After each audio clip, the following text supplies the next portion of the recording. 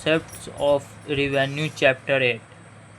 Revenue जब कोई सामने सामान को बेच कर रिवेन्यू जनरेट करे, इसी को रिवेन्यू कहते हैं।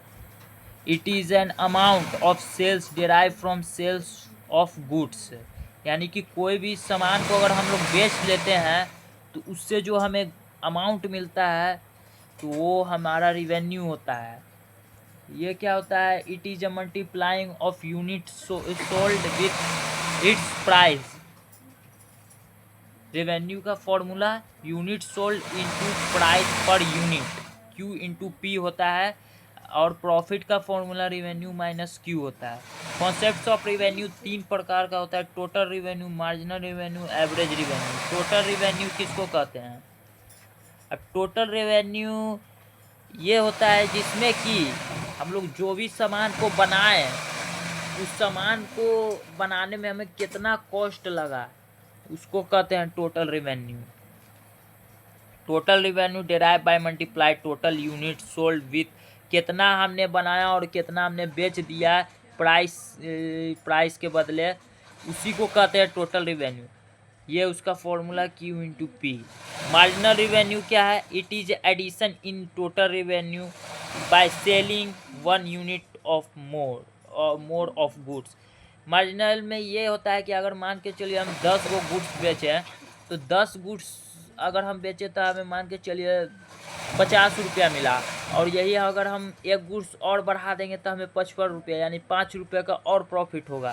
तो इसी को कहते हैं, और इसका ये फॉर्मूला है TRN माइनस 1।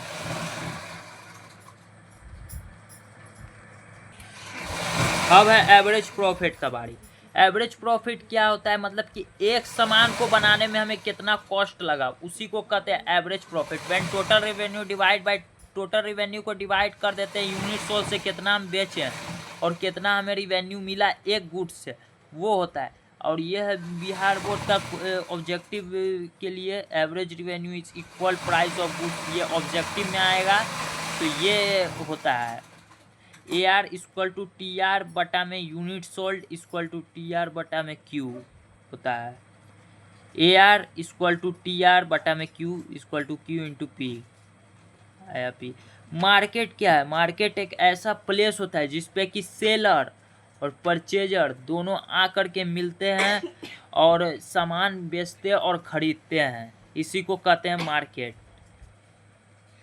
और इसी में मार्केट का टाइप्स होता है। तो मार्केट ऐसे तो 3 प्रकार है, लेकिन ये एक्स्ट्रा में है तो इसको तो पढ़ना नहीं है, यही 3 पढ़ना है: परफेक्ट कंपटीशन, मोनोपोली मार्केट और मोनोपोलिस्टिक मार्केट। परफेक्ट कंपटीशन में क्या होता है? इसमें seller, large number of seller और लार्ज नंबर ऑफ परचेजर होता है।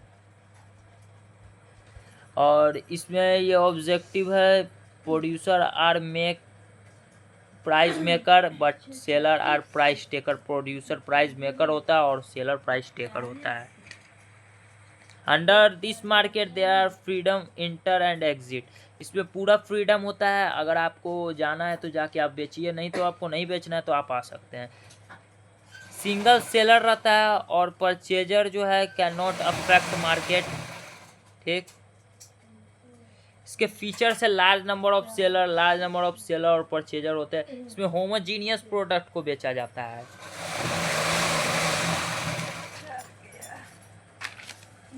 इसमें फ्री एंट्री और फ्री एग्जिट रहता है। परफेक्ट नॉलेज होना चाहिए इस मार्केट के लिए। और मोनोपोलिटी यानी कि मतलब कि कंपटीशन होता है इसमें।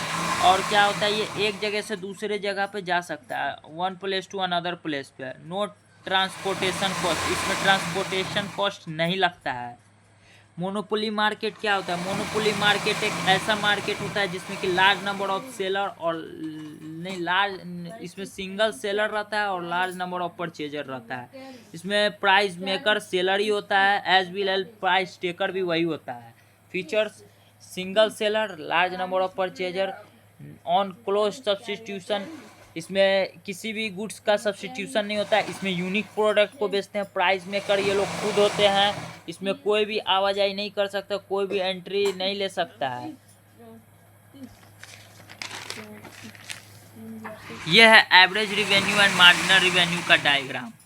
यह है कुछ इस प्रकार से डायग्राम है। मार्जिनल M2 यानी मार्जिनल और A12 यानी एवरेज, ठीक। और यह है मोनोपोलिस्टिक मार्केट। इसमें क्या होता है, large number of seller and large number of purchaser होता है।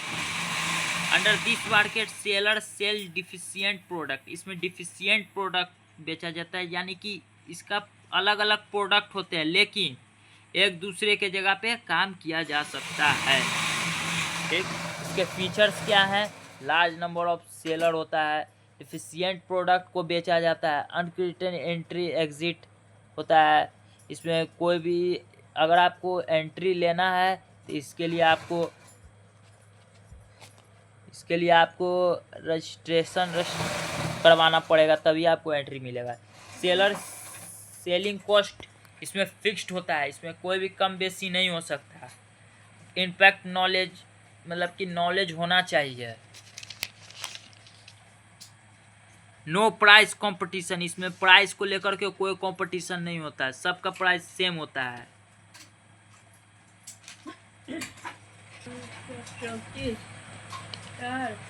और यह है इलास्टिसिटी डिमांड जो होता है वो मोनोपोलिस्टिक डिमांड होता है। और यही के साथ हमारा चैप्टर अब समाप्त।